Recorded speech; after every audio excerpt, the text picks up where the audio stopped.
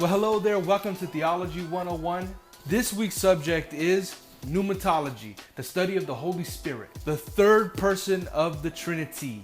Pneumatology comes from the Greek conjunction word pneuma and ology. Pneuma being breath, and ology, of course, once again, is the study of. This is very appropriate since the Holy Spirit is not material or matter like you and I. But just because we don't see him doesn't mean that he is not active. On the contrary, he is active even now as you are watching this video. And my hope is that he is giving you faith to believe and wisdom to understand these scriptures.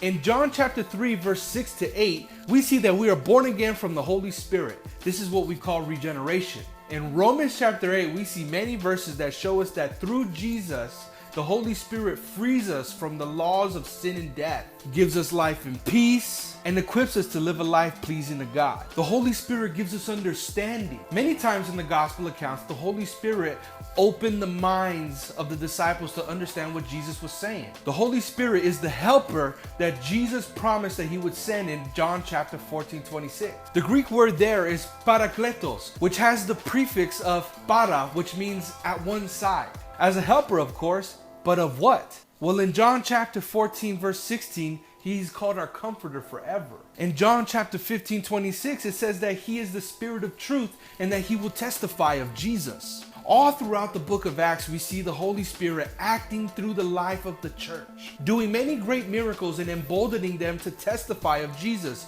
even under dire circumstances. And the amazing thing is that he is still working through the church today. Yes, there are visible fruits that should be on display of the life of a believer. In Galatians 5:22, it says that the fruit of the Spirit is love, joy, peace, long-suffering, kindness, goodness, faithfulness, and self-control. So no, the Holy Spirit isn't the goosebumps you get, or some of the atrocious things that we see in some churches today, or the wind blowing through the trees at that coincidental time, usually.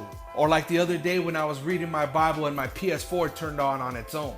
It was weird though. I really love what the scriptures have to say about the Holy Spirit because I can honestly tell you that who I once was is not who I am today. I look back 10 years ago and say, when did this happen? You see, I could say, oh yeah, I totally turned my life around or get self-made tatted on my chest or something like that. But that would be dishonest. It's only by the power of the Holy Spirit that I would rather hug you than hit you on the head with a bat. And we should both appreciate the Holy Spirit for that one. Am I right? I'm just saying. To sum it up, I quote John Newton, the author of the famous hymn that everybody knows, Amazing Grace, which has an incredible story, and I encourage you to research that. In general, he guides and directs his people, affording them, in an answer to prayer, the light of his Holy Spirit, which enables them to understand and love the Holy Scriptures.